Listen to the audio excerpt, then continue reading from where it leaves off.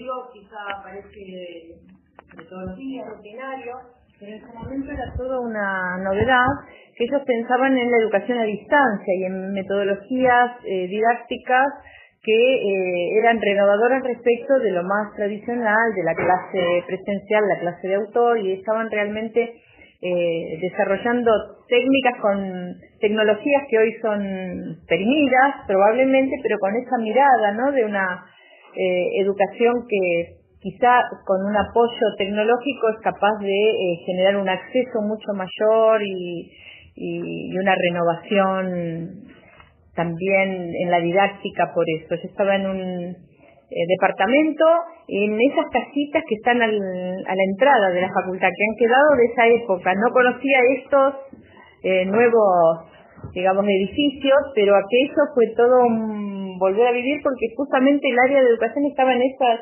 primeras casitas casi a la entrada.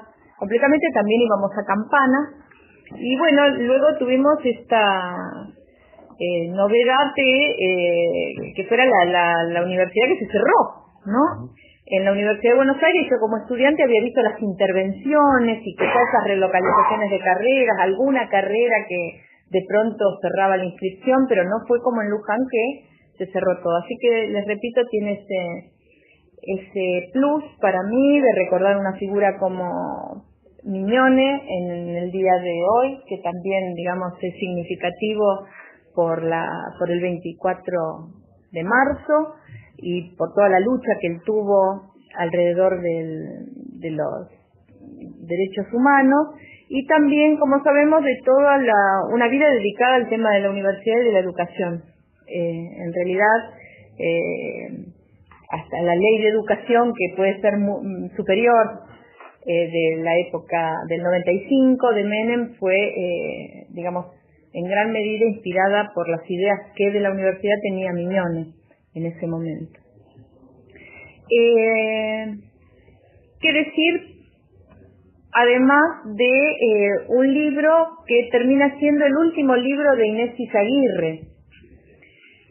Nosotros estamos muy modestamente como autor, compartiendo la compilación, y de hecho, si ustedes la conocieron, vieron que ella era una mujer muy horizontal, con una capacidad de integrar equipos sin hacerse la gran profesora que era, ¿no? Realmente permitiendo compartir un proyecto, compartir una trinchera incluso de investigación, porque no era la que uno le llevaba las cosas y ella resolvía en su escritorio, o sabía que ir al archivo, ella iba también, y más, con mucho interés por ver qué pasaba precisamente en el archivo. Y como todo en Argentina, por ahí se estira más de la investigación de lo que uno quiere. A nosotros nos tomó un tiempo más largo del que pensábamos, pero la cara buena de ella es que estuvimos más con ella, entonces reuniéndonos y viendo cómo hacíamos y tomando café, sí, y mate, y sanguchitos muy ricos que ella compraba, no sé si los traía acá, pero era muy hospitalaria, nos recibía en su casa, y fuera de la sensación así de vacío que genera una pérdida como la de ella, yo creo que en mí por lo menos prevalece ese privilegio de haber trabajado con ella, aunque sea parcialmente, y haber podido compartir unos largos años. Si ustedes ven el desarrollo de este libro, nosotros comenzamos la investigación en el año 2010, o sea que hoy sería casi es un ciclo de casi 10 años, ¿no? 9 años. Y también es interesante ver cómo fue el proceso de elaboración de este libro, que pretendía ver cuál había sido la relación entre los estados, Argentina e Italia, alrededor de el terrorismo de Estado y todo el proceso político de violencia y de represión que se dio en el periodo de la dictadura. Para ver la relación entre los estados, entonces se hacía muy importante, por ejemplo, para nosotros, el acceso a los archivos de Cancillería. De la Cancillería argentina se pensaba que el equipo argentino iba a tener toda la, digamos, familiaridad y capacidad ir a documentación que en ese momento estaba desclasificada, pero ustedes piensen, estaba clasificada, piensen ustedes que estamos hablando del año 2010, estábamos en un momento políticamente muy propicio para este tipo de investigación, contábamos con el apoyo, incluso se decía, de Néstor Kirchner, que tenía un interés especial en este tipo de análisis de qué era lo que había ocurrido en ese periodo. La Argentina había premiado a una figura que es inmensa, que es Enrico Calamai, todavía vive en Italia, y que con funciones diplomáticas en la Argentina tuvo un desempeño extraordinario, no solo en el resguardo y de la protección y la ayuda de mucha gente que estaba perseguida políticamente, sino que ya en Italia, después de un pequeño exilio diplomático que, digamos, también le hicieron correr, fue un personaje muy importante para los juicios que se hicieron y que todavía están en vigencia en Italia a los militares por las desapariciones de ciudadanos italianos en Argentina. La figura de Enrico Calamai fue honrada por el gobierno argentino. Néstor Kirchner y el gobierno de Kirchner les dio un gran reconocimiento, y en ese contexto, digamos, un argentino también en Italia, que se llama Claudio Toñonato, consigue unos pequeños fondos y sobre todo el apoyo institucional para desarrollar, como les decía, esta investigación que se llamó Derechos Humanos y Relaciones Sociales, Económicas y Culturales entre Italia y Argentina en los años 1976-1983, o sea, precisamente el periodo de la dictadura militar. El ambiente, como les digo, era muy propicio. No obstante, la investigación tuvo sus dificultades porque la promesa de desclasificación se mantuvo como promesa. Al día de hoy, los archivos de Cancillería y algunos otros en los que pudimos también consultar, pero sobre todo los de Cancillería, no están desclasificados. Por historiadores, por gente como ustedes, jóvenes que están a cargo de las bibliotecas, y con esa esperanza de que ya llegaba la resolución de desclasificación. Lo digo porque sabiendo que son historiadores, por ahí esa vida de archivo la van a vivir.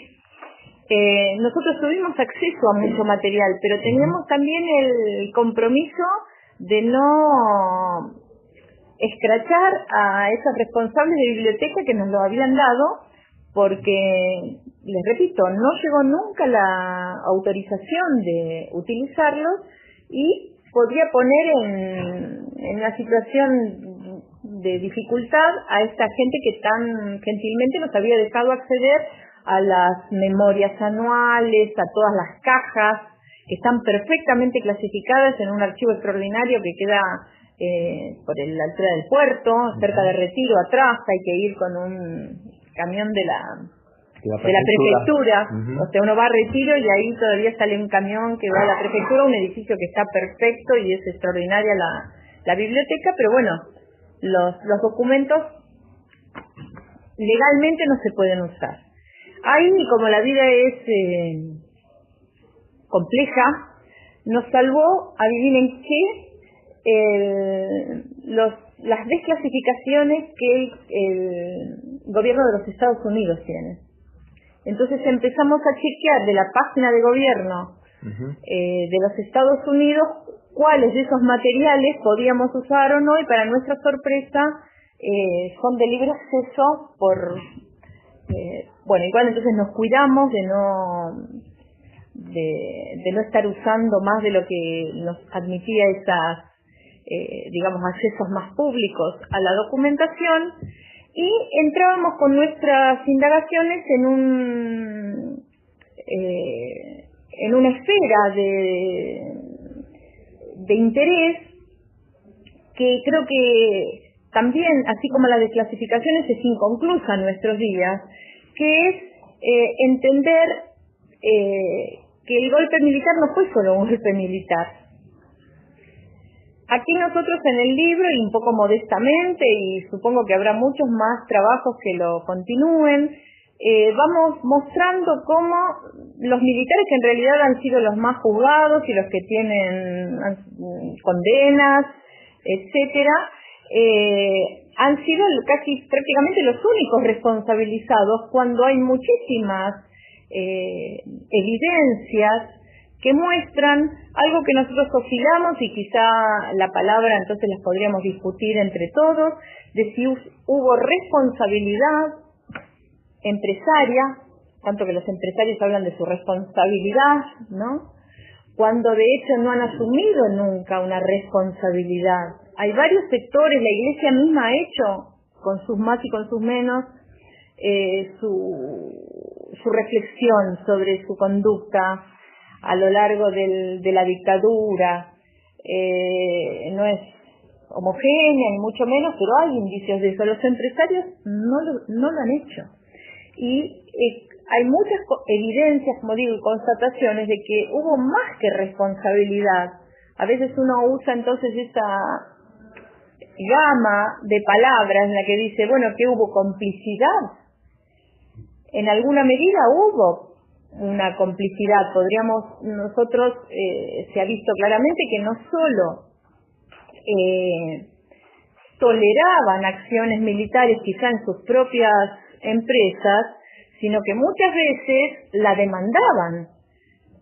Daban primero sus listados, daban las direcciones, marcaban a quienes tenían algo que podía ser tomado como actividad subversiva, pero que cuando uno empieza a analizar bien las cosas, no superaba muchas veces el nivel de una actividad sindical totalmente legítima, una actividad gremial, que no es lo mismo que, digamos, había relativamente pocos de esos que fueron apresados que tenían realmente un compromiso con organizaciones, por ejemplo, de guerrilla, ¿no? Es decir, lo que hubo fue más en muchos casos, ya les digo, una demanda en la que obviamente, según lo que se puede ver en mucha documentación, había un rédito para las empresas muy rápido. En primer lugar, no sé, de favorecer una baja de la conflictividad por reclamos gremiales o sindicales dentro de sus propios instituciones, un disciplinamiento, como se suele decir, y digamos, además de los otros muchos réditos económicos que se sabe que hubo durante la dictadura militar. Por ejemplo, será, digamos, conocido por todos, y cualquier semejanza con la actualidad es pura coincidencia, el papel importante que tienen todas las licitaciones de obras públicas. Bueno, en ese momento se hicieron grandes obras públicas. Si ustedes recuerdan, en el 78 la organización del Mundial de Fútbol en Argentina implicó muchísimas concesiones de tipo de infraestructura de todo tipo, de caminos, porque se hizo en todo el país.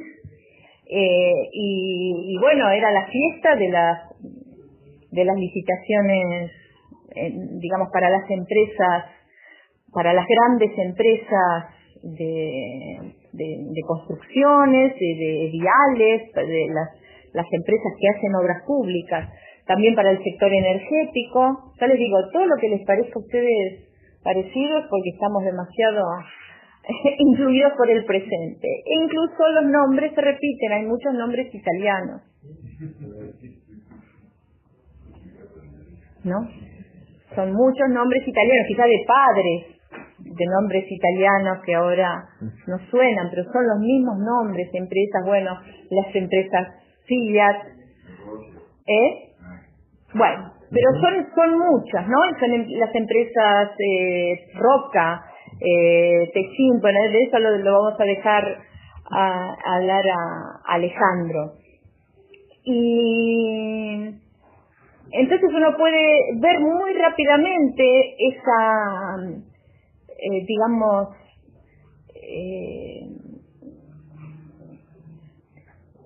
convergencia de intereses económicos, de grandes grupos económicos, en ese momento empresariales grandes,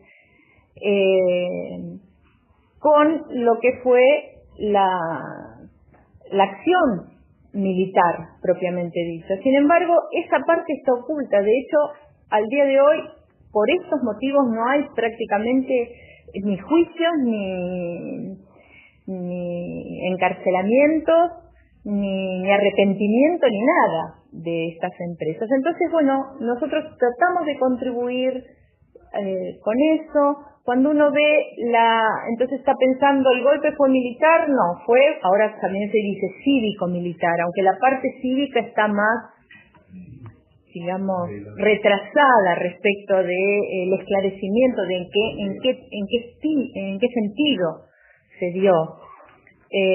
Porque incluso, y ustedes lo van a ver ahí en el prólogo, y Alejandro podrá expandirse en eso, muchas veces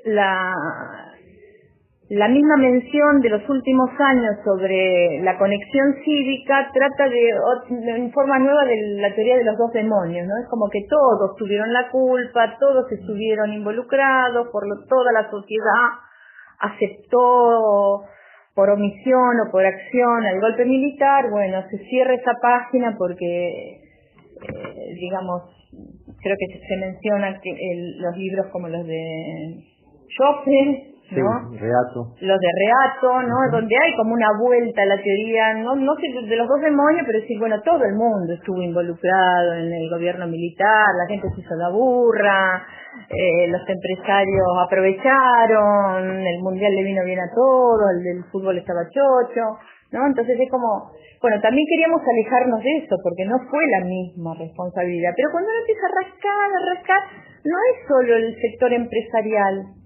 Una vez que hubo una política del Estado, de los Estados, que se puede perfectamente, digamos, inferir de las acciones de la Cancillería, donde estaban los Estados italianos e incluso un orden internacional respaldando de alguna manera no solo la represión en Argentina, sino la que se fue dando en distintos países de Latinoamérica en ese momento. Entonces una cosa es una declaración por los excesos de los militares, pero por otro lado había un apoyo al gobierno argentino, el apoyo con negocios, con subsidios, con endeudamiento, con una serie de cuestiones en las que uno va viendo que la relación ya entonces tiene carácter de estados que están finalmente sosteniendo, ni hablar de lo que fueron convenios directamente entre estados, como puede haber sido el Plan Cóndor, en donde se ve obviamente que hay acuerdos para coordinarse y hacer efectiva la detención de gente que estuviera en la oposición política, con una concertación total entre los distintos países, y a nivel internacional, digamos, sostenes que en los poderes reales se hacen muy fuertes y que van permitiendo entonces que ese accionar avance y tenga éxito. Hay casos incluso emblemáticos, ¿no? Acá se dice que Martínez de Hoz deja la conducción de Tiberta para ser ministro de Economía, ¿no? Hay cosas que son muy, digamos, transparentes en ese caso. Pero creo que esta cuestión, ¿no? Y justamente en algunos de los textos aparece esta idea de por qué la figura de los desaparecidos. Con ese apoyo internacional era imposible que se reconociera que el avance, digamos, represivo terminaba fusilando o asesinando, porque si no, internacionalmente ese apoyo no se hubiera tenido. En cambio, la figura del desaparecido es más, digamos, deja un manto de de duda respecto del destino final de toda esta gente que fue reprimida, y internacionalmente, entonces, salvo los que estaban en el exterior con, digamos, esclareciendo qué era lo que había pasado con los opositores políticos y con esa represión que fue tan, digamos, masiva en alguna medida, eran ellos los que reclamaban la fuerza de los fusilamientos. Sin embargo, la Argentina es como que se trataba de mantener en una, digamos, visión internacional buena. Es más, había un montón de preocupación respecto de cuál era la visión que en el mundo se tenía de Argentina, y muchísima tarea respecto de lo que se llamó la neutralización de la campaña anti-argentina, sobre todo alrededor del Mundial. Todo esto que ustedes lo habrán leído porque todavía son muy jóvenes, pero eso, bueno, los argentinos somos derechos y somos humanos, ver quién estaba en el exterior tratando de ensuciar un proceso político que se daba aquí. En el pequeño espacio que nosotros nos tocó transitar con esta investigación, también tenemos algo que por ahí ustedes como historiadores les importa mucho, que es esta cuestión de qué difícil es hacer historia o una reconstrucción de algo que es muy reciente y algo en el que uno se siente tan involucrado, si porque lo ha vivido directamente o porque es muy próximo a su época. Creo que muchas veces se dice que un historiador, para poder hacer algo, tiene que tratar acontecimientos que por lo menos hayan transcurrido 50 años antes, ¿no? No es el caso. Y aquí nosotros vimos esa dificultad también cuando nos enfrentamos a las perspectivas un poco diferentes que tenían los equipos que estaban en Italia. No nos favoreció mucho la distancia y, digamos, eso dificultó bastante. Nosotros si ustedes ven en el libro, el equipo italiano sacó un texto que se llama Fari Nostri, en el año 2012. Nuestra producción es un poco posterior. El texto salió en italiano y también tiene una traducción al castellano en una revista que les podemos después, digamos, hacer disponible en formato digital. Hay críticos que toman los dos libros a ver qué es lo que pasó con los dos libros. Pero bueno, yo cuento la parte nuestra. El equipo italiano, ante todas esas cosas, trataba de ser más neutral. Y yo, por exagerar, no quiero ser injusta con ellos, pero es como si hubiese una neutralidad detrás de las distintas camaleónicas versiones que toma la teoría de los dos demonios, ¿no? Es como que entonces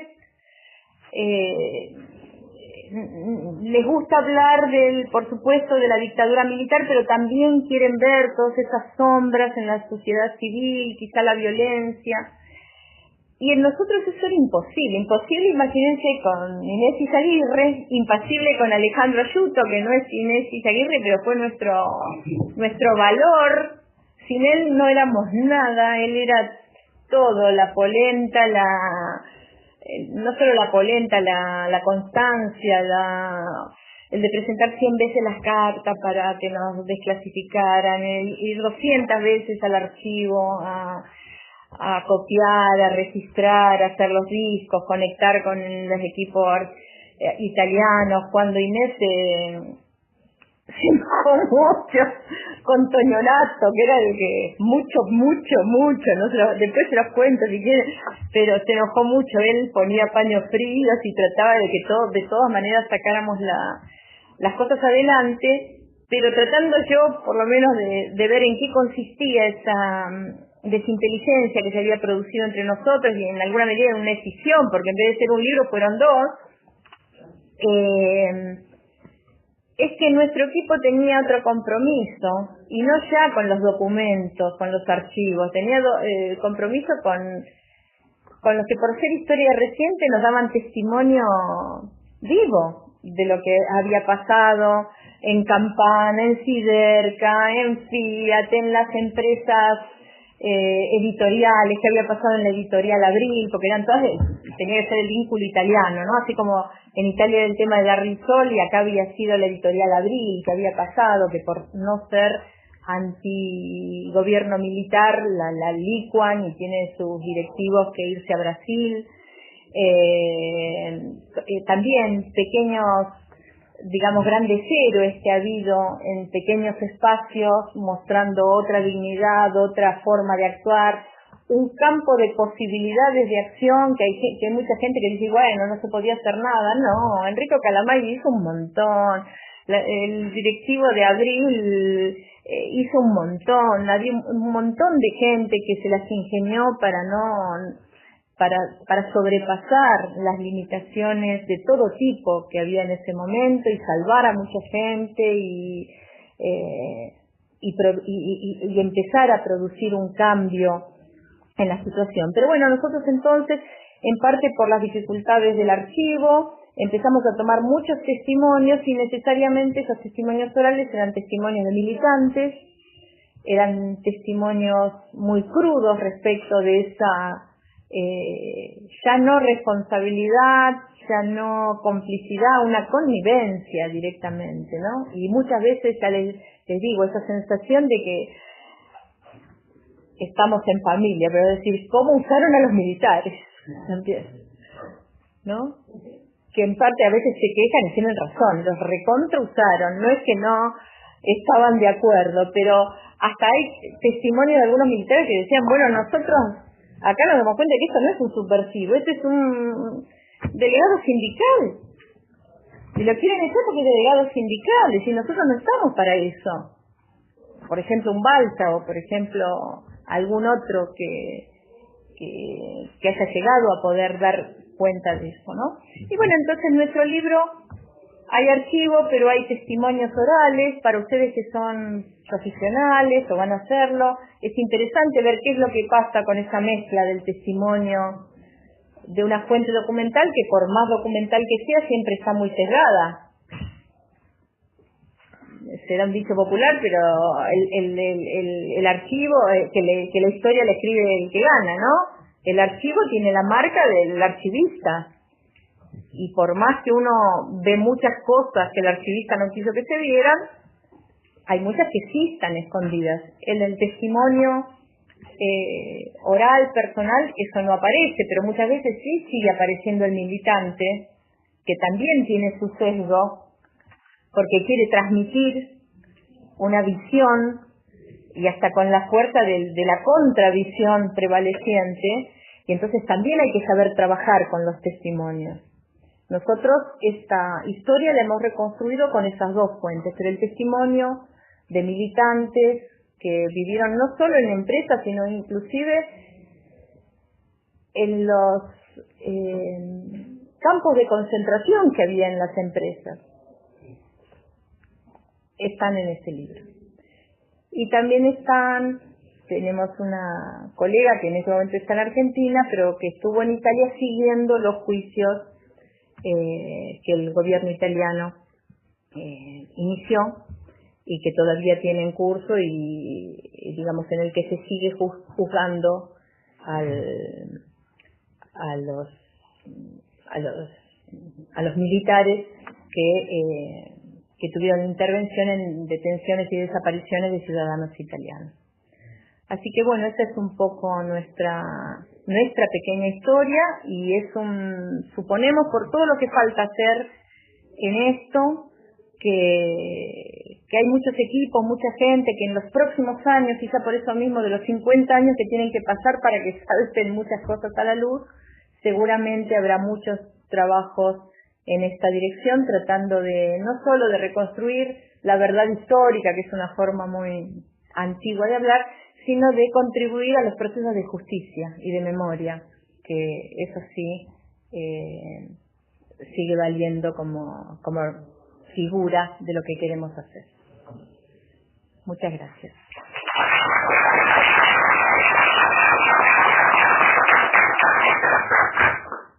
Bueno, buenas tardes. Yo después de esta introducción, voy a complementar un poco lo que dijo Cecilia, mi compañera. voy a ser sintético, así ustedes si quieren pueden hacer preguntas o ya tienen el libro como para hojear los capítulos y ver qué parte les interesa.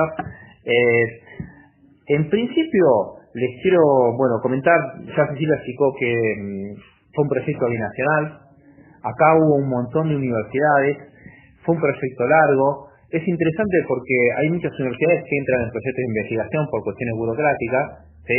Pero a la larga no lo pueden sostener, se caen. Nos pasó eso a nosotros, hubo varias universidades argentinas que se retiraron, ¿sí? Quedamos los que realmente estábamos interesados en llevar a cabo la investigación. Acá mi compañera dice que yo trabajé mucho, les cuento la verdad, estaba desocupado, yo tenía todo el tiempo del mundo. ¡Mentira! No es mentira, es verdad, tenía muy poco trabajo, entonces se dio la casualidad que estaba disponible. Hoy si tuviera que repetir eso, yo no sé si podría hacerlo. Eso me daba tiempo para ver los archivos. Como dijo Cecilia, revisamos los archivos de la Cancillería Argentina, que son inéditos prácticamente. Si les interesa el tema, realmente hay muchas cosas interesantes. Por ejemplo, es muy interesante revisar, si ustedes están evaluando relaciones internacionales, los cables, por ejemplo, las comunicaciones entre la embajada italiana en Buenos Aires y la Cancillería italiana. Eso lo pueden ver con Alemania, con Francia. Nosotros vimos más que todo Italia y chusmeamos un poco de las comunicaciones entre Francia y Argentina. ¿Por qué? Porque sabíamos que habían emigrados de la izquierda argentina, peronista y no peronista, en esos países, en Italia, en Francia. Entonces, miramos eso. El problema que teníamos es que todo era material clasificado. Por suerte nos dejaron ver todo, de hecho nos dejaron sacar fotos del material, ¿sí? O sea, fíjense que hasta dónde llevaba la confianza. Tenemos los primeros escáner manuales. Todo, sí. Hicimos una base de datos de 1000 imágenes, para que se den una idea. Por supuesto, no podíamos hacer menciones específicas. Hacer eso, o sea, mencionar o citar un documento que dice secreto clasificado, te puede llevar a una causa. De hecho, hay una serie de periodistas conocidos que tienen una causa por hacer eso, ¿no? O sea, periodistas muy conocidos, que tuvieron acceso a esos archivos, los usaron en un libro, ¿sí? Y después hicieron una causa. ¿Saben de qué estoy hablando? Del Tata Joffre, por ejemplo. Él hizo eso, él fue jefe de inteligencia, o sea, imagínense que tenía acceso a eso, él cometió el error de... Sí, todo.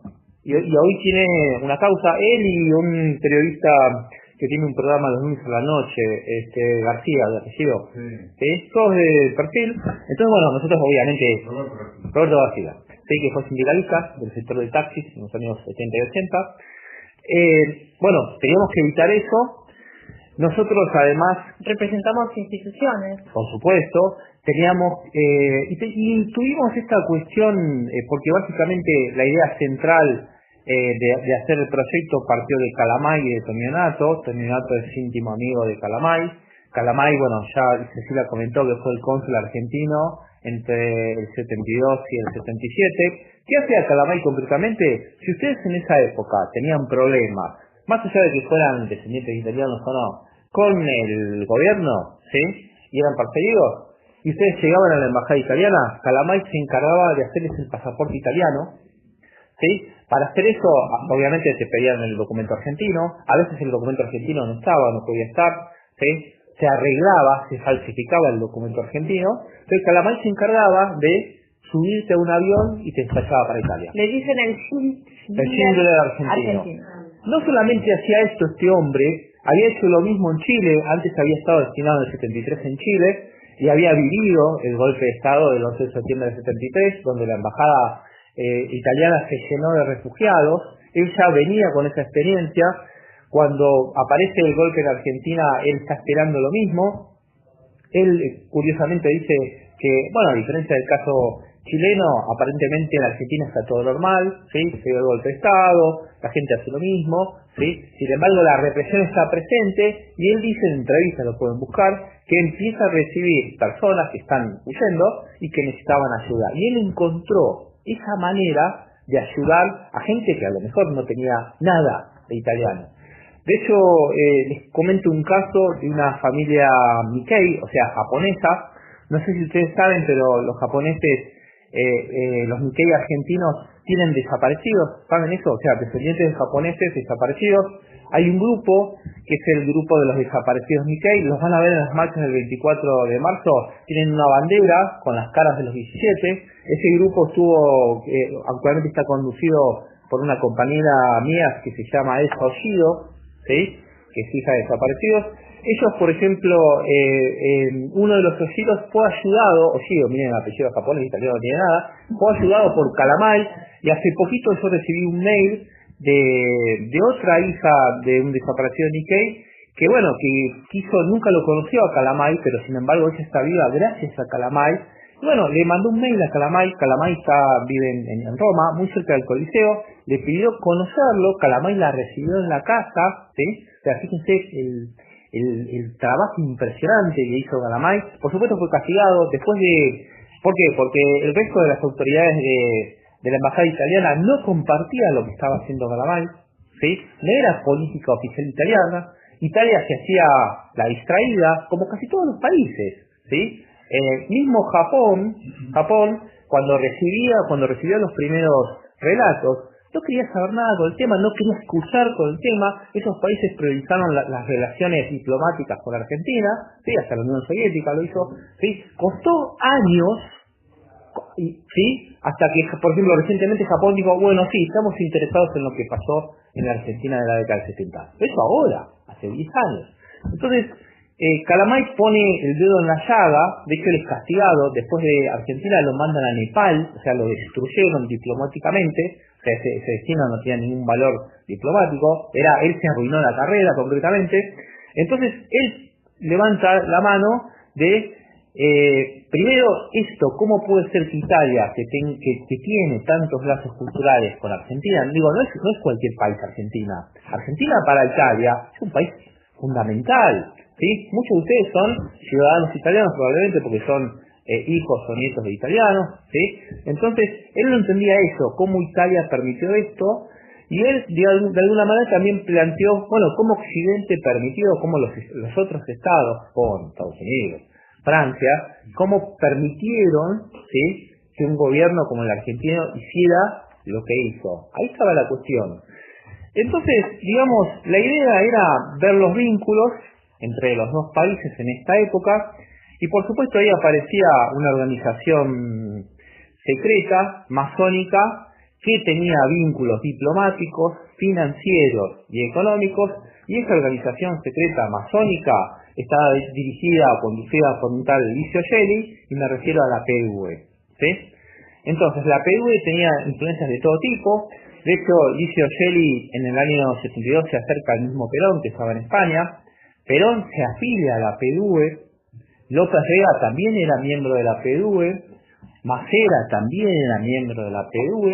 ¿Qué ofrecía Licio Gelli? Licio Gelli primero era un fascista. No quiero decir con esto que era un autoritario o tenía ideas conservadoras. Él había sido miembro del partido fascista, ¿sí? Era alguien experto en inteligencia. Tenía vínculos con todas las derechas y extremas derechas de Europa, ¿sí? Se cree, aunque no hay pruebas, que tenía fuertes vinculaciones con la CIA. Y de hecho, Gelli, junto con otros elementos, lo rodean a Perón. ¿Qué le ofrece Gelli a Perón, a este Perón que está volviendo, ¿no? Ese Perón del 72-73, que está arrinconando al gobierno de Lanuse, ¿sí?, que está haciendo ese juego pendular, que está negociando con los militares al mismo tiempo, que Lanuse lo que le pide es que detenga la lucha armada, por lo menos la lucha armada peronista, ¿sí? Él no lo hace, le sugiere que lo va a hacer, pero no lo hace, al mismo tiempo activa, fomenta, ¿sí?, la actividad de la tendencia revolucionaria, ¿sí? Entonces, en ese contexto, Perón vuelve, ¿y cuál es el proyecto de Perón? ¿Hacer de Argentina una Cuba? De ninguna manera, ¿sí? No ese es el proyecto de Perón no quiere eso, de ahí se va a enfrentar con la tendencia revolucionaria, ¿sí? Se puede debatir cuál era el proyecto de la tendencia, pero evidentemente estaba más a la izquierda de Perón. ¿Qué quiere Perón? Perón quiere un estado de bienestar, ¿sí? Un estado protector del trabajador, quiere igualdad social, quiere un capitalismo, quiere propiedad privada, quiere inversores del exterior, ¿sí? Él planea traer esas inversiones del exterior. ¿Qué inversiones? ¿De dónde? De Europa, particularmente capitales italianos, en menor medida franceses. Y eso es lo que ofrece Licio Gelli. Licio Gelli le ofrece a Perón vínculos financieros y diplomáticos y económicos con toda Europa, ¿sí? Entonces, digamos, la idea fue revisar este vínculo superestructural, lo cual implicaba ver las relaciones políticas entre Perón y Scioli, las vinculaciones financieras, por ejemplo el caso del Banco Ambrosiano, en un capítulo que habla sobre eso, de cómo jugaba el Vaticano, de qué manera y de qué manera las empresas italianas o de capital italiano, ¿sí? O empresas de origen italiano que operaban en Argentina se podían beneficiar con esta nueva etapa, ¿sí? Digamos que esa fue la idea central del proyecto, por lo menos de los italianos. ¿Qué hicieron los italianos? Efectivamente revisaron eso, nosotros también, pero fuimos un paso más allá. Nosotros nos metimos en las luchas. Quisimos investigar qué había pasado en las empresas de capital italiano, o vinculadas a los italianos, o controladas por los italianos, ¿sí? En Argentina. Y ahí, por supuesto, teníamos que hablar de Fiat, del grupo Macri, de Socma, ¿sí? De empresas más chicas, editoriales poco conocidas como Editorial Abril. Entonces, empezamos a ver qué había pasado en esas empresas, en esas grandes empresas. Y más allá de las vinculaciones diplomáticas o políticas, nos encontramos concretamente con el tema de la complicidad patronal con la dictadura, ¿sí? Con la dictadura y con el gobierno anterior, o sea, con la última fase del gobierno peronista, ¿bien? Entonces, concretamente, ahí tuvimos una diferencia enorme. ¿Por qué? Porque nosotros quisimos fijarnos qué pasaba dentro de esas empresas. ¿Qué pasaba en la Fiat de Palovar, en la Fiat de Córdoba? ¿Qué pasaba en Propulsora Siderúrgica? No sé si conocen el trabajo de Daniel De Santis, que fue militante, seguramente ustedes lo habrán leído, de esa empresa. ¿Qué pasaba en Siderca o Daniel Siderca, en Campana, ¿sí? Empresa del grupo Techint. ¿Qué pasaba en Editorial Abril? Por supuesto, hay una gran cantidad de empresas, no pudimos cubrir todas las empresas. Y el tema era cómo revisar lo que había pasado en esas empresas. O sea, cómo podíamos acceder a lo que había pasado a nivel planta. Y ahí tuvimos dos caminos. Por un lado, encontrar ex trabajadores, ¿sí? Y hacerles entrevistas. Esa fue una de las vías. Conseguimos con mucha dificultad, en algunos casos, por ejemplo, Editorial de Abril no había nada. Tuvimos la suerte, tuvimos que movernos por nuestros contactos y llegamos a hacer entrevistas. Y después, lógicamente, acudimos a los informes de la DISPA, que ustedes seguramente conocen, ¿sí? O sea, el trabajo de inteligencia que se hizo en la provincia de Buenos Aires. Por supuesto había que tomarlo con pinzas. No sé si ustedes vieron material de la DISPA. En algunos casos es material valioso, en otras cualquiera. O sea, a ver, los tipos a veces tiraban fruta, cometían muchos errores. A veces piensen ustedes que había que entregar un informe y si no estaba la información, se dibujaba, se inventaba, había que demostrar entre comillas que había actividad subversiva. Entonces, bueno, tuvimos que acceder a ese material con mucho cuidado, ¿sí? Y ahí, por supuesto, nos encontramos con indicios y pruebas de la complicidad de las empresas en la represión, ¿sí? Y ahí concretamente habían comunicaciones entre personal o recursos humanos y las fuerzas de seguridad, ¿sí? Ahí era muy común en esa época que los puestos de recursos humanos eran cumplidos por exmilitares o policías. ¿Por qué? Porque ellos buscaban personas de enlace, ¿sí? O sea, la misma tarea de ver quién milita, quién está en el centro de estudiantes, quién activa por ese lado, quién tira un panfleto, había que cruzarla con la información que tenía la policía, ¿sí? No solamente era buscar información o hacer listas de delegados o de activistas, sino también facilitar medios para actuar en el momento que había que actuar. Inés Izaguirre dice concretamente en sus libros que esa fue una guerra de inteligencia, ¿sí? ¿Qué quiere decir eso? Que para hacer lo que ellos fueron a hacer, primero tuvieron que hacer un trabajo de inteligencia. Y en general, ese trabajo de inteligencia fue bueno, por no decir bastante bueno. Les doy un ejemplo. En el caso de Siderca, ¿sí? Hasta en la década del 90 había operaciones de inteligencia, ¿sí? O sea, hasta la década del 90 había elementos dentro de Siderca que espiaban lo que hacían los trabajadores, ¿sí? ¿Eso saben quién lo dice? Ustedes dirán, Inés Izaguirre. No, lo dice Luis Majul en uno de sus libros, ¿sí? Él tiene Los dueños de la Argentina. Ahí está. En el libro, en el capítulo, es muy bueno, ¿eh? La verdad, nada que ver con el Majul de ahora. Tiene un capítulo sobre Techint, sobre Roca, habla de esto. de cómo los servicios de inteligencia y la gente de personal en los 90 le seguían la pista a los trabajadores. Entonces, bueno, ahí chocamos con los italianos. ¿Por qué? Porque los italianos no estaban interesados en ver esta dimensión de la complicidad, ¿sí? O sea, la complicidad de los estados, de acuerdo. Complicidad de Italia o negligencia de Italia, está bien, de acuerdo. Pero también estaba, además de los nexos financieros, la complicidad de las empresas, ¿sí? La coparticipación. La participación. De hecho, cuando sacamos el libro había acusaciones, pero todavía no había condenados. No había condenados civiles. Hoy sí hay condenados civiles. El último fallo, no sé si ustedes habrán estado al tanto, fue en diciembre del año pasado, donde se dio el fallo de la causa Ford, en donde 2 civiles, jefe de personal y jefe de la planta de producción, ¿sí?, fueron condenados a 10 y 12 años. Ahora hay varios, en esa época había procesados, pero todavía no había condenados. Fíjense que lo difícil que es probar esto, porque piensen que esto es justicia, no es venganza, ¿sí? Si yo quiero acusar a alguien, tengo que aportar pruebas. Obviamente, si llevan a revisar la reunión de directorio de Techint, no se van a encontrar con el listado de desaparecidos de Siderca, ¿sí? Digo, en esos niveles las cosas no se manejan así. Sin embargo, se consiguieron pruebas, se consiguieron indicios. Fue fundamental todo el trabajo de los sobrevivientes. De hecho, hay un grupo, no sé si los conocen, que se llaman el Delegado de los años 70.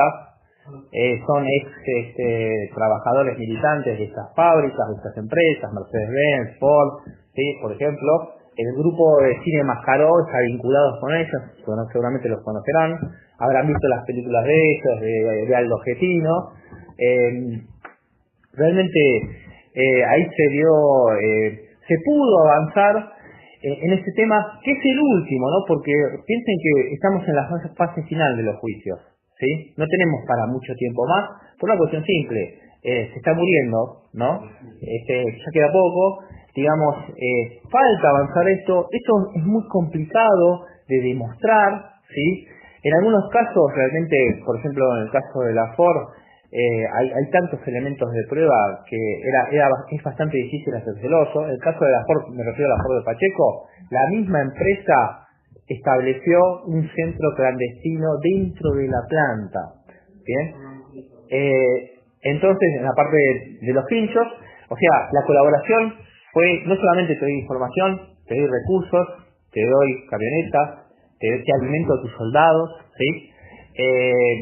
En ese sentido, bueno, por supuesto, esto tiene, un valor simbólico, si ustedes quieren, si ustedes me permiten decir. ¿Por qué? Porque va a ser muy difícil por ejemplo, que probemos la culpabilidad de Roca, ¿sí? Eso realmente es bastante difícil. Sí, a lo mejor tenemos elemento de prueba para ir contra el jefe de recursos humanos de esa planta.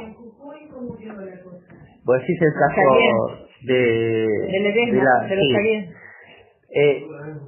mira, ahí en ese caso yo no estoy al tanto de los detalles, pero es muy difícil llegar a la cúpula máxima de las empresas, ¿sí?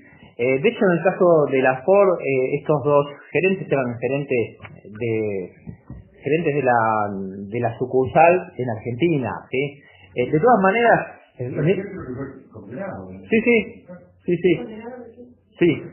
sí. Sin embargo, piensen que además esto tiene otra dimensión, que estas empresas fueron acusadas en otros países, ¿sí? Por ejemplo, la Mercedes-Benz no solamente fue acusada en Argentina, sino que en Alemania y en Estados Unidos. O sea, ¿se entiende a lo que vamos? Entonces, esto, la verdad, excede el caso argentino. De hecho, bueno, Julieta, una de nuestras compañeras, tomó el caso de los juicios en Italia, que son juicios en ausencia. ¿Saben qué quiere decir eso? El acusado no está en Italia. Igual el juicio se hace, ¿sí?, con testigos. Entonces, la verdad, todavía falta bastante. Como decía Cecilia, las empresas no quieren saber nada, ni han hecho ninguna mea culpa sobre lo que pasó en Argentina. En algunos casos, si quieren después lo googlean, por ejemplo la Volkswagen de Brasil hizo un documental el año pasado, o mejor dicho, se hizo un documental sobre la Volkswagen, en donde ellos admiten la culpabilidad. O sea, los alemanes, por ejemplo, no en Mercedes, están dispuestos a revisar lo que hicieron sus empresas en Argentina, ¿sí? Eso en algunos casos. En el caso, por ejemplo, de Techint, me refiero a Siderca, que es el caso más emblemático de Campana. Ustedes saben el poder que tiene Techint, el poder que tienen, no sé si conocen Campana, pero prácticamente la ciudad de ellos. Tienen sede. Terrible. No es fácil vivir en Campana e ir en contra de Techint. O sea, ahí todo el mundo tiene alguna vinculación con la empresa. Si vos decís algo, algo te va a llegar. Eso hay que entenderlo. Ahí la actividad sindical y política de Siderca era fortísima, ¿sí? Ahí había, como en la Ford, ¿no? Había una gran cantidad de presencia militante de izquierda peronista y no peronista, armado y no armado, había de todo. De hecho, en el caso de Siderca, detectamos una gran actividad de CRTR. De hecho, era la empresa más importante. Por ejemplo, hechos de propaganda armada, desarmes de guardia, ¿sí? ¿Saben cómo era la modalidad? Llegabas con un grupo, agarrabas la guardia, le sacabas las pistolas, tirabas un panfleto, ¿sí? Te mandabas una vena y te iba. Era así, en general eran inofensivas, en general la gente de seguridad estaba acostumbrada, sí, tomá, llévatela, hablá, flaco. Bueno, de esos casos, hay documentados 22 22 veces tomaron la guardia y se mandaron a esa. La cantidad de desaparecidos de Siderca, víctimas, no tanto porque hubo gente que fue torturada y peligrada, está entre los 40 y 60, ¿sí? Ahí, por supuesto, Techint o Siderca, ahora, por una cuestión de marketing, le cambiaron el nombre a la empresa. Siderca suena a tiempos antiguos, Tenaris. Ahora se llama Tenaris. De hecho, en el 2009... ¿Qué? Sí, y además son una de las empresas exitosas, o sea, muchas veces Techint o Siderca, que tuvo sin costura, es mostrada en la literatura económica como el ejemplo de la empresa argentina globalizada que tiene éxito, o sea, que no vende en el mercado interno, ¿sí? Como la mayoría de los ineficientes, sino que va al mercado externo.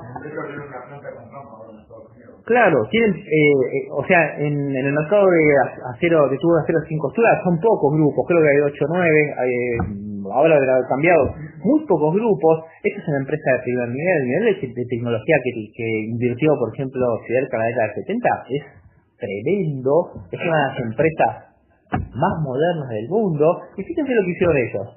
Por un lado, invirtieron en capital fijo, para decirlo en términos marxistas, ¿no? ¿Sí? Y por otro lado, ¿qué hicieron con el capital variable? Bueno, lo ajustaron, ¿sí? Lo disciplinaron, lo destrozaron. Entonces, y tuvieron éxito, tuvieron bastante éxito. De hecho, y ahí hay otra, además de la responsabilidad de la empresa, varios sindicatos tendrían que hacer un mea culpa. Por ejemplo, la UOM, la Unión Obrera Metalúrgica. Desaparecidos de la UOM hay aproximadamente 200. ¿Sí? ¿Leyeron alguna historia de la UOM? No hay. Miren qué casualidad, ¿sí? No hay. Nosotros quisimos, en esa época no me acordé, consultar los archivos de la UOM. ¿A dónde fuimos?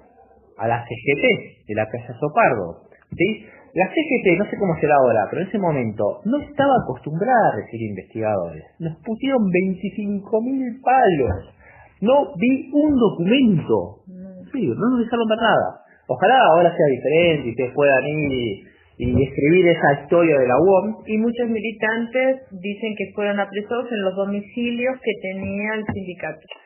Que se sabe que los fueron a buscar a ese domicilio, entonces se sabe que es el sindicato el que dio las listas. Sin duda. De hecho, la UOM tiene una cuota de responsabilidad en la AAA. Ustedes saben bien que la AAA actuaba, tenía un brazo sindical, y hay pruebas bastante evidentes sobre las vinculaciones entre la UOM y la AAA. La mayoría o gran parte de los militantes de la AAA eran buenos peronistas, ¿sí? Por supuesto de extrema derecha. Algunos inclusive no eran argentinos, eran croatas, habían combatido contra la izquierda en Europa Oriental, ¿sí? O sea, algunos eran profesionales de la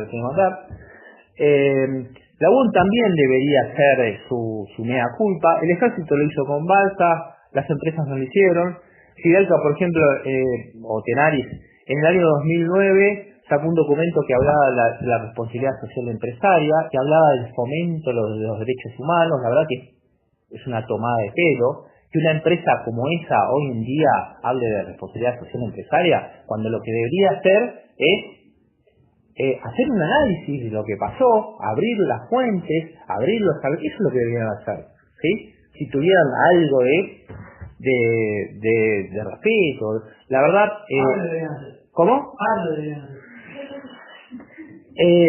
Inclusive en las causas, ustedes no saben, van a ver algunos casos concretos. Por ejemplo, hay un caso de un ex trabajador desaparecido, Bordillo de apellido, que fue secuestrado en el camino de la casa del trabajo. Bueno, ¿cómo actuaron los abogados? ¿Sí? Claro, lo tomaron como accidente de trabajo. Claro, exactamente. Entonces, ¿qué hicieron? Fueron contra la empresa porque el trabajador había tenido el problema, la desaparición, ¿sí?, durante el viaje al trabajo. ¿Qué hizo la empresa? Primero negó que Bordillo trabajaba en ese lugar. Una cosa tremenda. Y después trató de poner trabas, ¿sí? Esto en años recientes. De hecho, uno de los fallos justamente acusa, ¿no?, a la empresa de entorpecer la investigación, ¿sí? Entonces, en ese sentido... Y en esos casos que están en el libro de que los despedían después de liberados por haberse ausentado del trabajo. Inclusive hay casos de envío de ramos de flores después de la desaparición del trabajador por parte de la empresa. Cuando no se sabía qué había pasado con el trabajador, ya llegaba la corona, una cosa impresionante. Entonces, realmente los Roca tienen mucho para explicar.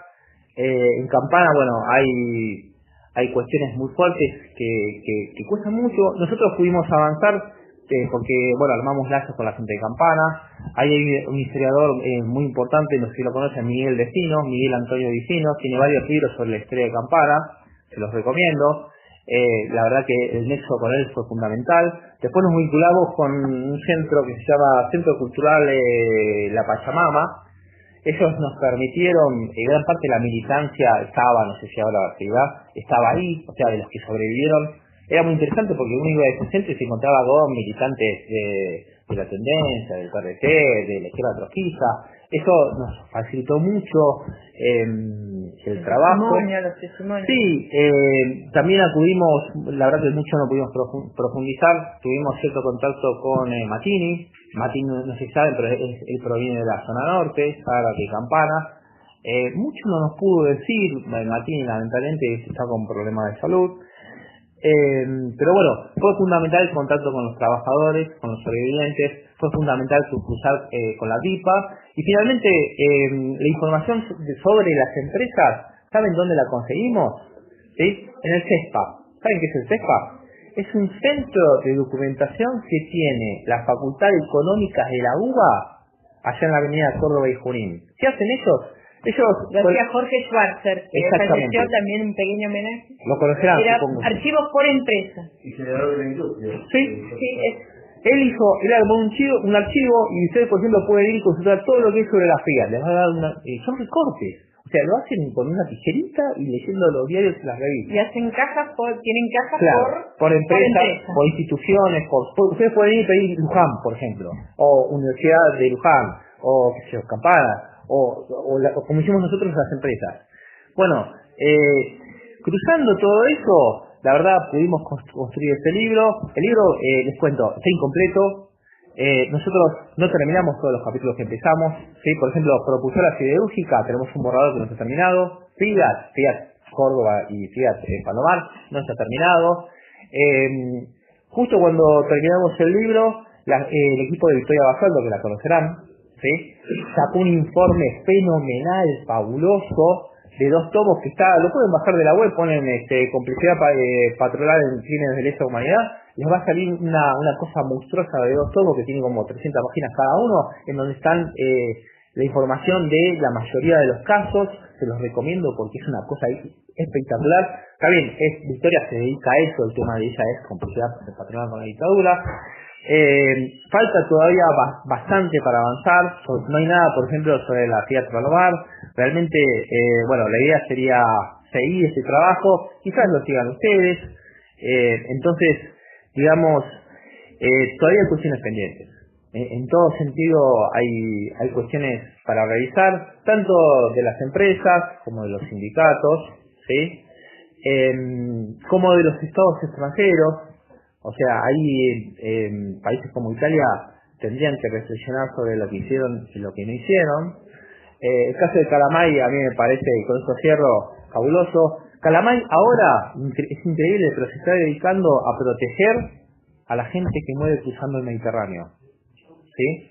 La verdad que si quieren, después si lo googlean, le van a salir artículos. Hace poco Clarín le hizo un artículo, un reportaje muy interesante. Tonionato Claudio sigue, que es argentino pero vive en Italia, sigue con estos temas. Él tiene un capítulo en el libro Cuentas Pendientes de Berbisky Bolaschi, a lo mejor lo conocen ese libro, ¿sí? Lo pueden consultar porque está en la línea de esas publicaciones, Basualdo, ese libro. Cecilia acá les habló de una reseña. La reseña la hizo un colega que se llama Rodrigo Banús. ¿Qué hizo Rodrigo Banús? ¿Qué hicimos? Yo le di los 2 libros. Tomá, flaco, te doy ese libro y a Fari Nostri. Sí, él estudia Derecho, es un politólogo que está haciendo Derecho, y él escribió una reseña de los 2 libros. Larga reseña, sí. La pueden encontrar gratis, buscan Revista La Roca, yo soy el editor, el número 5, ahí está la reseña. ¿Se la mandamos a Raccoon? Sí, si no se la mandamos, sí, ahí pueden leer eso para tener una idea de estos 2 libros. Y bueno, digamos que todavía no está todo dicho, todavía faltan cosas, nosotros no estamos conformes con el libro, a pesar de que nos tomó tanto tiempo, nos quedamos con muchas cosas pendientes. Imagínense la estructura que hay que tener, por ejemplo, para hacer entrevistas a todos los oyentes de Isi Alcanama. Yo hice 2, 3 entrevistas, o sea, me hubiese gustado 40. Pero bueno, hay una cuestión de tiempo, recursos. Eso es un trabajo colectivo, gente. Sin nada, ningún equipo, por más grande que sea, lo puede hacer. Y además, lo que se necesita es consenso en la sociedad. O sea, de alguna manera tenemos que convencer a la CGT que libere esos archivos, ¿sí? De alguna manera tenemos que presionar, porque el archivo de clasificaría no es el único, hay un montón de archivos que esperan ser desclasificados. Tenemos que presionar para que esos archivos sean desclasificados, ¿sí? Así que bueno, termino esta exposición y quedamos abiertos a las preguntas que ustedes quieran hacer.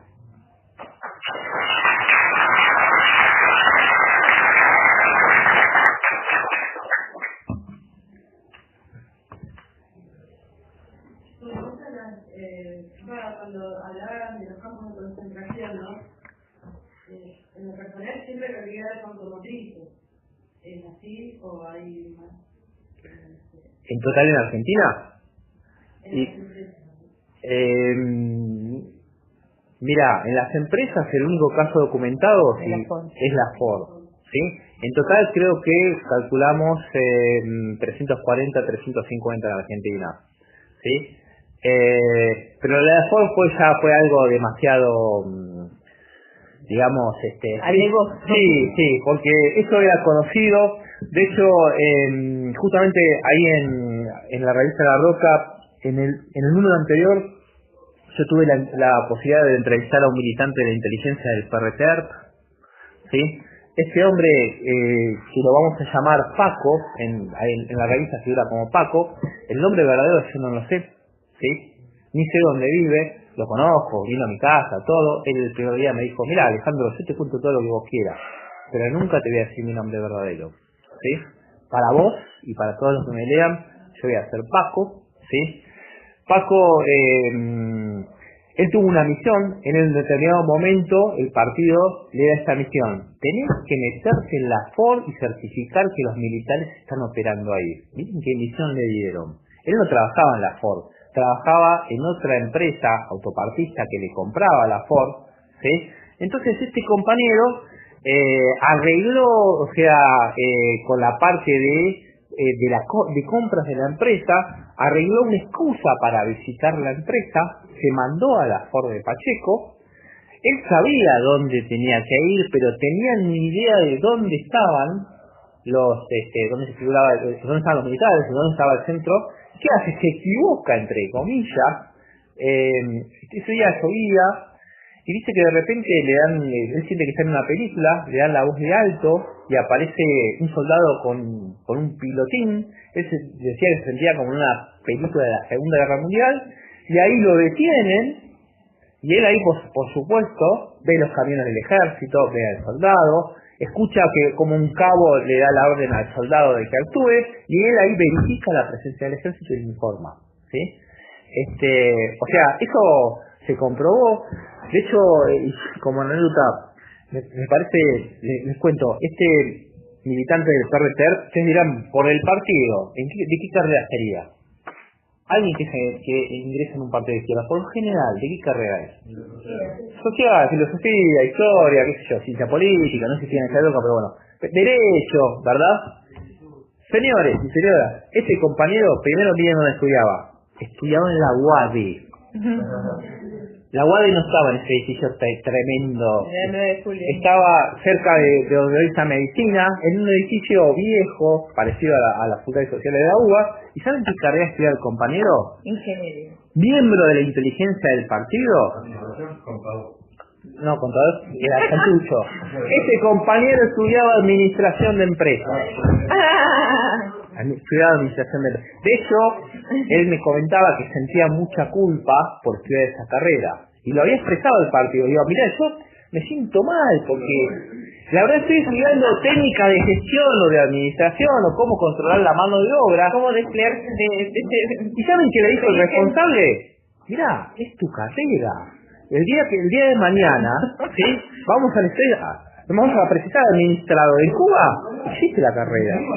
Por supuesto. Hay que gestionar, hay que ordenar, por otra. Por supuesto. Obviamente. Pero la verdad que les quería compartir esa anécdota porque me pareció brillante, ¿no? Y este compañero, miren lo que hizo. Detectó que había un pasillo vacío en la facultad. ¿Qué hizo? Puso una bomba lanzapanfletos en la UADE, ¿sí? La detonó con éxito, la bomba explotó, los panfletos volaron por toda la UADE, la gente salió, los alumnos salieron, agarraron los panfletos, la profesora de él lo estaba en el aula, en clase, lee el panfleto y se pone a discutir el tema del panfleto en la clase. Eso pasó en la UADE. Sí, una cosa increíble. Yo quiero que cuentes la última anécdota de Miñones, cuando lanzaron los militares acá. Supongo que ellos la saben de memoria. Sí. Sí, todos la saben, ¿no? Sí. Es un uso muy oficialista. Sí. Acá se lo ha reconvertido. Muchos conservadores se arrancan la vestidura hoy en día con eso. Y cuando vos preguntabas, que nosotros conocemos a la TIPA, nosotros tuvimos acceso a los archivos de la TIPA por recomendación de Pablo Bonavena. Sí. Por recomendación de Pablo, cuando se abren los archivos, por ejemplo, en 2009, él nos recomienda que reclamemos los archivos de la UNI. También en el mismo sentido de lo que ustedes expresaban, de cómo cuesta esa reconstrucción de nuestra historia reciente, también porque hay una resistencia civil a contar lo que verdaderamente pasó. Ustedes en un momento decían que desde el punto de vista del plano internacional había una visión difusa con respecto a qué es lo que pasaba en Argentina. Bueno, nosotros también hemos estudiado a Juan Carlos Marín, y bueno, también es lo que planteaba, nosotros también con generaciones de fotos lo hacíamos propios, esa cuestión de no había un conocimiento, inclusive dentro de nuestro país, el proceso que se estaba llevando adelante, ¿no? Entonces, bueno, esa reconstrucción también de nuestra historia reciente, a nosotros nos ha costado también, muy humildemente, hemos hecho un trabajito, que nos falta un montón, con los archivos de la RIPA, donde intentamos esbozar una explicación de por qué la UNLU fue la única universidad cerrada en toda América Latina en el marco del Plan Cóndor, ¿no? Y bueno, no gustó nuestro trabajo, porque quizás no tiene una visión romántica, como bien plantea el compañero, a Miñones, a uno de los sectores más conservadores, se lo han apropiado, ¿no? Y bueno, sí consideramos que es necesario el trabajo de archivo, y bueno, sin ninguna duda también, como se trata de la historia reciente, el testimonio de los combatientes. Nosotros somos herederos de una tradición que la hemos aprendido de Inés Aguirre, nosotros decimos, bueno, hubo una guerra civil, hubo combatientes y también hubo un genocidio, lógicamente, pero bueno, rescatar la figura del combatiente ante esa disputa entre la teoría de los dos demonios y después la otra teoría también lacrimosa que nos pone a los compañeros en un lugar de víctima, ¿no? Entonces, bueno, de hecho, uno de los trabajos que tuvimos en la universidad fue reconocer que en nuestra universidad hubo compañeros docentes que fueron desaparecidos. En los anales de la historia de nuestra universidad parecía, bueno, el compañero en un momento determinado renunció, claro, y después no se supo más. Entonces, producto también de esta investigación con los archivos de la DICPA, de alguna manera tuvieron que decir, bueno, mira, hubo tales docentes que en el proceso figuraban como renunciados, pero en realidad era parte, digamos, de acomodar las fuentes. Una consulta que yo, por ahí, que yo pude leer por lo menos los documentos de la DICPA, una de las cosas que a mí me parecieron es, por ahí, no perder de vista que son documentos que son archivados por las fuerzas, digamos, enemigas, por decirlo así, digamos. Y me pareció, por ahí, no sé si te habrá parecido a vos, que en muchos informes, porque en realidad son todos informes de militares, ¿no? Digamos, cuando claro, un equipo bien militar, ¿no? Haciendo las 8 horas, se aproxima, ¿no? Me pareció que en muchos de estos archivos, ¿no? Aparecía cierta coherencia de fecha a fecha y que de repente aparecía otra cosa que no tenía nada que ver. Entonces, a mí la sensación que me quedó es que el archivo no es puro, sino que el archivo de alguna manera es como un mazo de cartas que te lo muestran y te lo tiran todo. Hay que tomarlo con cuidado. Sí. Indefectiblemente, digamos, ese archivo te sirve porque es muy bueno para poder cruzar los testimonios. Para llegar a esa vez. De hecho, en el caso de Siderca y Abril, lo que hicimos, por ejemplo, en el caso de Siderca teníamos todos los comunicados del PRTER, ¿no? Presa Roja. Entonces, ¿qué hacíamos? Cruzábamos los dos, ¿sí? Y tratábamos de determinar, qué había pasado. Lo mismo nos pasó con Editorial Abril. Ahí juntamos los relatos de los compañeros. Ahí, Editorial Abril, en esa época estaba la militancia sindical, estaba presente el PRT La Verdad, ¿sí? Lo que después va a ser el PST, ¿sí? Había presencia de grupos minúsculos del ERP 22 de agosto, ¿sí? Y el grupo, era una empresa chica. Y el grupo que se impone, el grupo sindical que se impone, digamos, el que conquista, claro, es la lista naranja, que era de política obrera, lo que es el Partido Obrero. Entonces, bueno, por ejemplo, ahí yo tuve la oportunidad de entrevistar a Heller, que es todavía vive, no sé si lo conocen, es militante del Partido Obrero. Él estuvo varios años en esa empresa.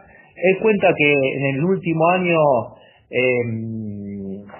acude a la empresa y lo secuestra un grupo de la policía, ¿sí? Llegan, se bajan del auto, preguntan quién es Heller, él dice soy yo, Heller, se lo llevan,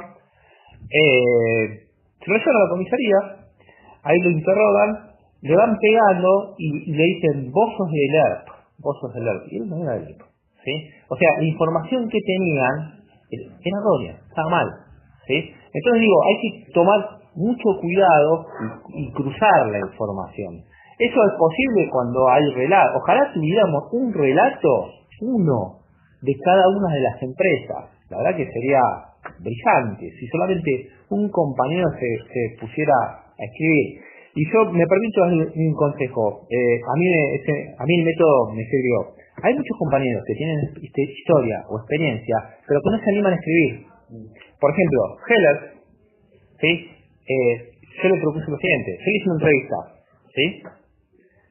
Bien, y en base a eso la utilicé. En otros casos, ¿sí? En el caso de Paco, ya se los comenté, le hice una entrevista, la desgrabamos y después con él fuimos acomodando y completando y quedó un relato espectacular. O sea, se trata de ayudar al compañero para que nos cuente lo que sabe y lo que tiene, ¿se entiende eso? Y hay que apurarse, ¿no? Porque el tiempo pasa. Por eso, los compañeros se mueren, los compañeros se olvidan. A mí me decir un grupo de hijos de esa buena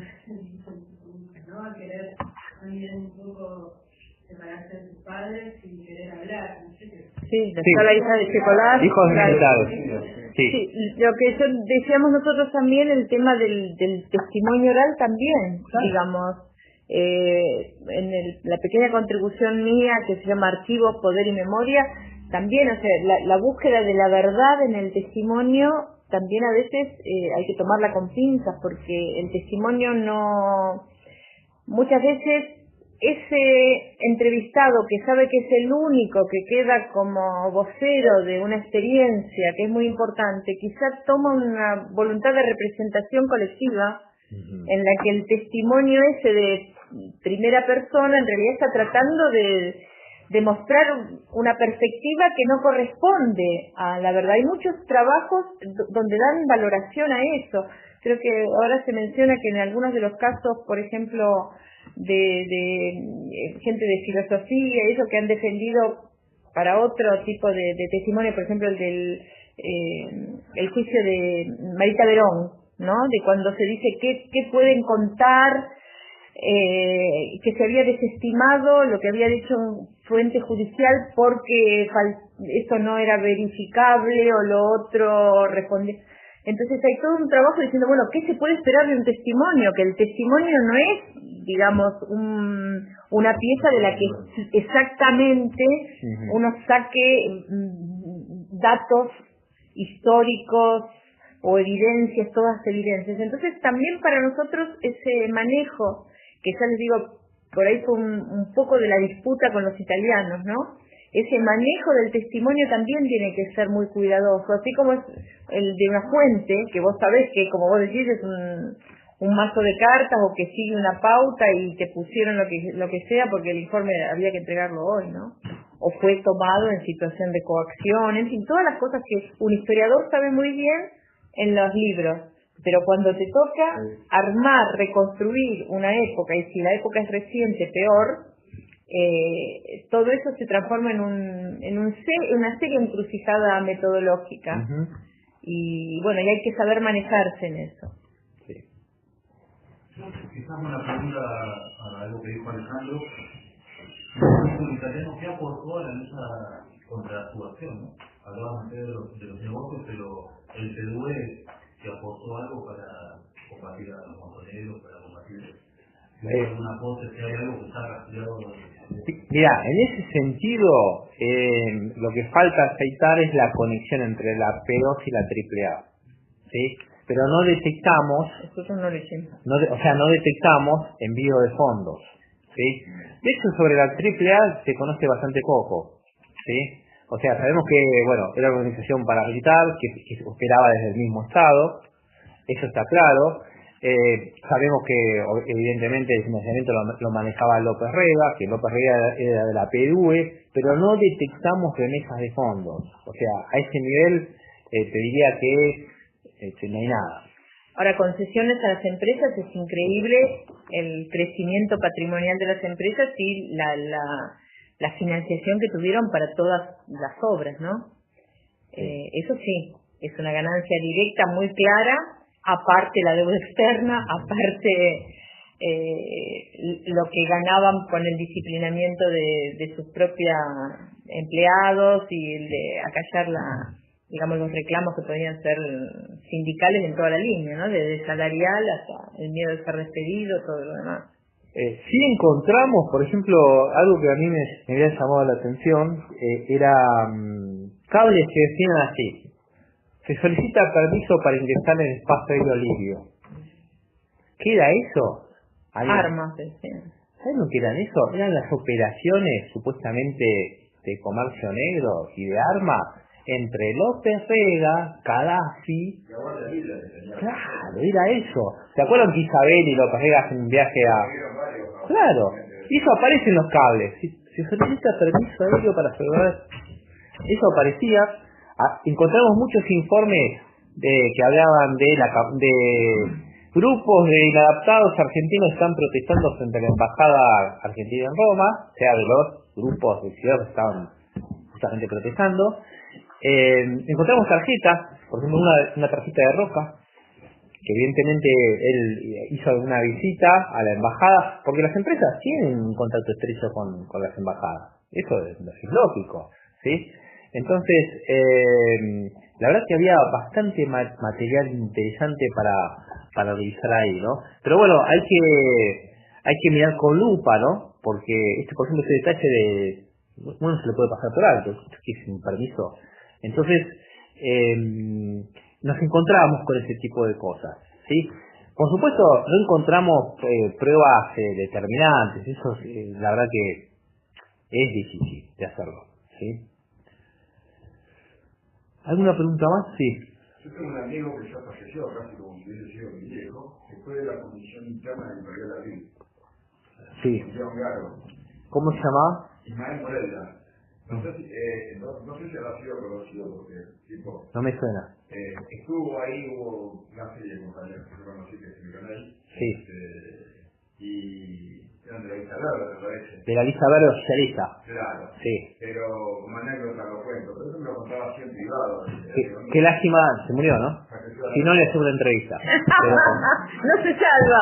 De mi salva no se salva nadie. No, sí. Lo que comentaba era que a él le había dado, hasta último momento veneró a Ongaro. Falleció poco tiempo después que falleció Ongaro. Yo lo que el día que falleció Ongaro estaba muy apenado. Había tenido una serie de ese hombre estaba postrado, pero tenía conciencia, ya se murió el viejo que sobre los ¿viste?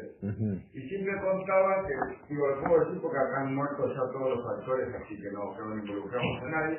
Él me decía que Ongaro le había dado en su momento, como miembro de la comisión interna de bibliotecaria de la directiva, le había pedido que colabore con los compañeros de las organizaciones. Sí. Entonces lo que él hacía, por ejemplo, era, como de alguna manera estaba cercano ahí ¿no? Iba y hablaba con diferentes años y les decía, muchachos, a la hora del almuerzo, tómense un tiempito más y facilitaba ese tiempo para que las organizaciones hicieran impresiones de materiales, digamos, sí, panfletos. Y él decía, por orden de Ongaro, que después me contaba con el tiempo, ahora me quedé pensando, él termina en el ERP. Ese compañero de Moreira. Ese compañero termina en el ERP, porque un día los del ERP le dicen, no sé cuál de los dos, porque me estás contando de los grupos, yo no lo sabía. Sí. Entonces él me dice que un día le dicen los compañeros del ERP, vos nos haces muchas gauchadas a nosotros y no tenés mecanismos para defenderte. Entonces dice, me subieron una camioneta, me vendaron los ojos. Dice, no sé, yo sospecho que habrá sido por San Miguel, dice, pero es una idea que yo tengo. Dice, cuando me bajaron estaba en una quinta, y ahí estuvimos 2 o 3 días que estuvimos haciendo entrenamiento militar. Me dieron un arma, después andaba armado, entonces hasta participó en algunas acciones de recuperación, le llamaban eso del ERP. Sí.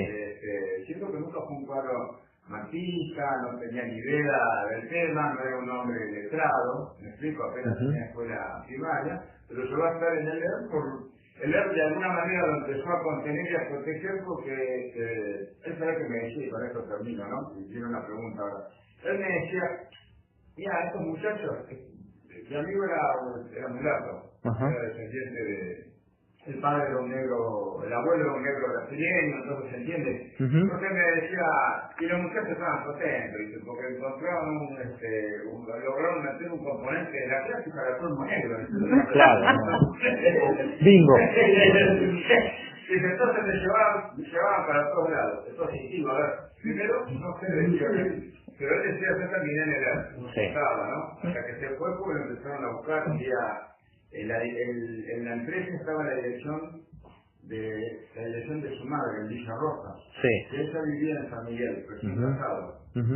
Y cae un Falcon Verde a buscarlo en dónde, en Villa Rosa. Sí. Entonces se salva porque la encuentran solamente a la madre, no tenía a la madre una mujer grande ya que no tenía ni idea, y los hace pasar y les indica mate. Porque le dice que son unos amigos del sindicato que lo vienen a visitar. Es la vieja que son de tortacita, le invita mate.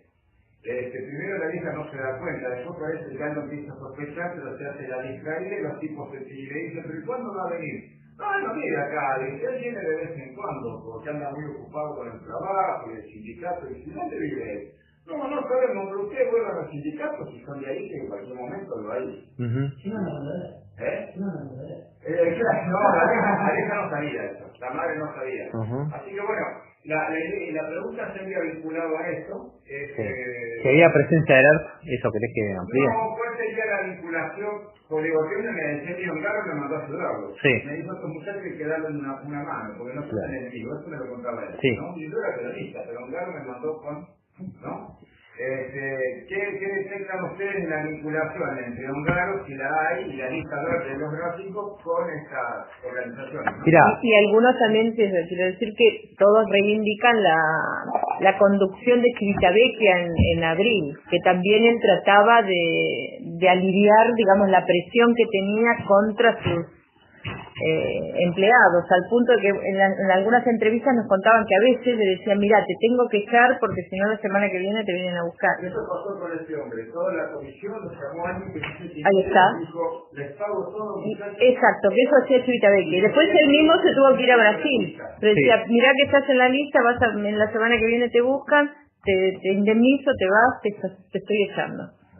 Y así contaban como pequeños actos heroicos también de un empresario que al final, como le quieren robar la empresa, como sabemos de tantas empresas editoriales, que también en Italia estaba la Rizzoli haciendo un poco lo mismo, de captar empresas editoriales y tomar digamos, la palabra es muy importante también en revistas, en todo lo demás, que Civitavecchia se tiene que ir a Brasil, o sea, tiene que emigrar.